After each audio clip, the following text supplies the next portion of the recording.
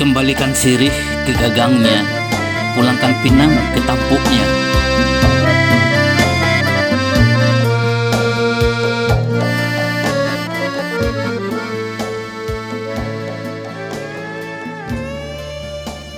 Assalamualaikum warahmatullahi wabarakatuh.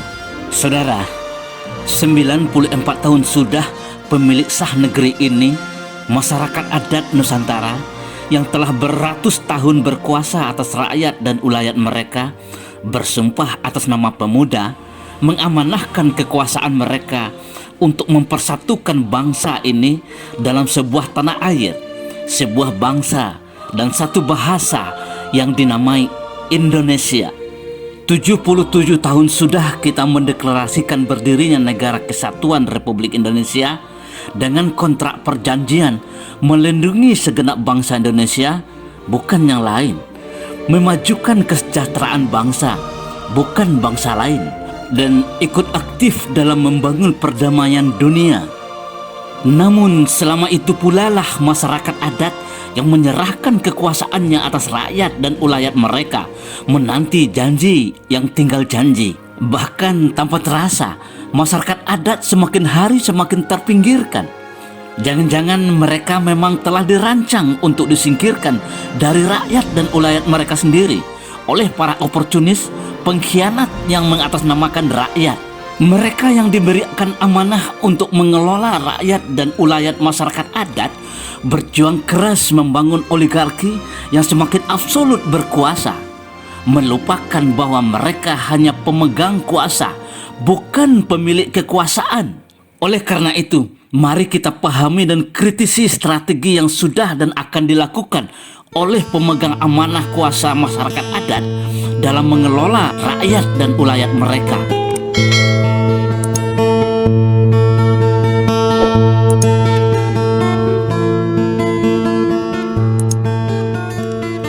Ada 3 langkah strategis yang sudah dan sedang dilakukan oleh mereka yang diberi kuasa mengelola rakyat dan ulayat masyarakat adat.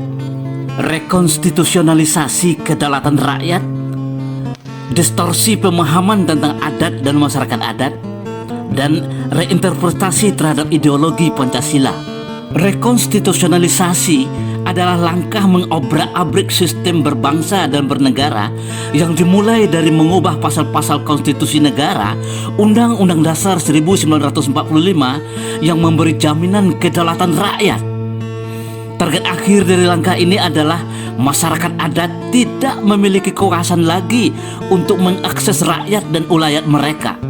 Langkah strategis dini yang telah berhasil dilakukan adalah mengubah pasal 1 ayat 2 yang semulanya mengamanahkan kedaulatan rakyat dilaksanakan sepenuhnya oleh Majelis Permusyawaratan Rakyat, diubah menjadi kedaulatan rakyat dilaksanakan menurut Undang-Undang Dasar yang tentunya bisa diubah melalui mekanisme amandemen konstitusi, perubahan Undang-Undang Dasar yang diatur pada pasal 37 Undang-Undang Dasar 1945, sehingga Majelis Permusyawaratan Rakyat yang semulanya merepresentasikan rakyat dari berbagai kelompok masyarakat adat lumpuh dan tidak berdaya mengawal pelaksanaan amanah pengelolaan bangsa dan negara, rakyat dan ulayat yang sesungguhnya milik masyarakat adat. Dengan dalih demokrasi, pasal 1 ayat 2 Undang-Undang Dasar 1945 yang menjamin eksistensi masyarakat adat dalam menjalankan kedaulatan rakyat diubah menjadi Majelis Permusyawaratan Rakyat terdiri atas anggota Dewan Perwakilan Rakyat dan anggota Dewan Perwakilan Daerah yang dipilih melalui pemilihan umum dan diatur lebih lanjut dengan undang-undang. Kita menyadari dan memahami benar bahwa pasal tersebut telah dimanfaatkan dan diselewengkan oleh rezim Orde Baru untuk kepentingan keberlanjutan kekuasaannya. Namun, mengapa lumbung yang dibakar gara-gara tikus makan padi?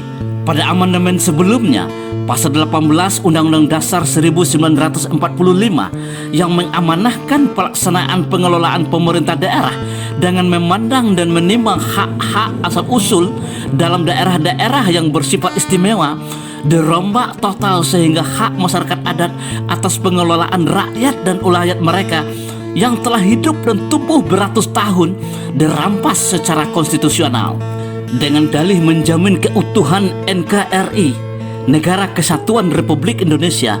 Undang-undang otonomi daerah dan undang-undang pemerintah daerah telah semakin meminggirkan masyarakat adat.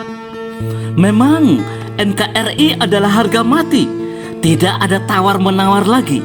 Namun masyarakat adat yang mempunyai hak atas rakyat dan ulayat mereka mengapa digiring ke peti mati? Ini adalah bahaya, bom waktu yang diciptakan sendiri oleh pemegang kuasa pengelolaan bangsa dan negara. Pada pasal 18 tersebut telah disediakan perangkap liang lahat bagi masyarakat adat yang sakarat. Pasal 18B ayat 2, negara mengakui dan menghormati kesatuan-kesatuan masyarakat hukum adat serta hak-hak tradisionalnya sepanjang masih hidup dan sesuai dengan perkembangan masyarakat dan prinsip negara kesatuan Republik Indonesia yang diatur dalam undang-undang. Artinya, masyarakat adat yang tidak mampu lagi bertahan dengan kondisi yang diciptakan secara konstitusional tersebut tidak akan diakui lagi haknya untuk mengakses rakyat dan ulayat mereka dengan alasan konstitusi. Untuk memperlemah masyarakat adat yang sesungguhnya pemilik hak atas rakyat dan ulayat di negeri ini, pemegang kuasa penyelenggaraan NKRI menciptakan undang-undang tentang Majelis Permusyawaratan Rakyat, Dewan Perwakilan Rakyat, Dewan Perwakilan Daerah, dan Dewan Perwakilan Rakyat Daerah yang dikenal sebagai Undang-Undang MD3. Sejak kelahiran pertamanya pada tahun 2014, undang-undang yang mengatur pelaksanaan kedaulatan rakyat ini telah berkali-kali diubah sesuai dinamika kepentingan pemegang kuasa pengelola bangsa dan negara. Namun pasal krusial yang telah menyingkirkan hak masyarakat adat dari rakyat dan ulayat mereka tetap dipertahankan. Pasal 2, Majelis Permusyawaratan Rakyat terdiri atas anggota Dewan Perwakilan Rakyat dan anggota Dewan Perwakilan Daerah yang dipilih melalui pemilihan umum. Anehnya, pasal 1 Undang-Undang MD3 mendefinisikan Majelis Permusyawaratan Rakyat sebagaimana yang dimaksud dalam Undang-Undang Dasar 1945. Sementara Undang-Undang Dasar 1945 Amandemen keempat menjelaskan bahwa Majelis Permusyawaratan Rakyat terdiri atas anggota Dewan Perwakilan Rakyat dan anggota Dewan Perwakilan Daerah yang dipilih melalui pemilihan umum, persis seperti yang diatur dalam Undang-Undang MD3 pasal 2. Pertanyaannya adalah, apakah Undang-Undang MD3 yang harus sesuai dengan Undang-Undang Dasar 45 atau Undang-Undang Dasar 1945 telah diubah sesuai dengan kehendak MD3? Pasal 1 ayat 1 Undang-Undang Pemilihan Umum tahun 2017 mendefinisikan pemilihan umum sebagai sarana kedaulatan rakyat untuk memilih anggota Dewan Perwakilan Rakyat, anggota Dewan Perwakilan Daerah, Presiden dan Wakil Presiden, dan untuk memilih anggota Dewan Perwakilan Rakyat Daerah, dan seterusnya. Sementara ayat 27 membatasi bahwa peserta pemilihan umum untuk DPR dan DPRD adalah partai politik, sehingga satu-satunya celah kecil yang bisa dimanfaatkan oleh masyarakat adat adalah Dewan Perwakilan Daerah yang porsinya paling banyak hanya sepertiga dari anggota Dewan Perwakilan Rakyat. Sementara pada tingkat daerah, masyarakat adat tidak memiliki peluang sama sekali. Inilah yang mengkondisikan pemegang kuasa penyelenggaraan negara diambil alih oleh partai politik yang tidak memiliki hubungan emosional, tidak bertali darah, tidak bertali adat, tidak bertali emas, dan tidak pula bertali budi dengan rakyatnya. Hubungan antara pemberi kuasa dengan penerima kuasa hanya berlangsung pada saat hari pelaksanaan pemilihan umum dengan menghamburkan iming-iming sampai ke politik uang murahan. Kedaulatan rakyat telah dibeli dengan harga yang sangat tidak pantas untuk memperkokoh posisi mereka, dan pada saat yang sama semakin memperlemah posisi masyarakat adat. Pemegang kuasa penyelenggaraan negara menciptakan berbagai peranata penyelenggaraan negara, undang-undang beserta turunannya, peraturan pemerintah sampai pada peraturan daerah di berbagai sektor kehidupan yang semakin memperlemah posisi masyarakat adat, pemilik sah hak atas rakyat dan ulayat mereka.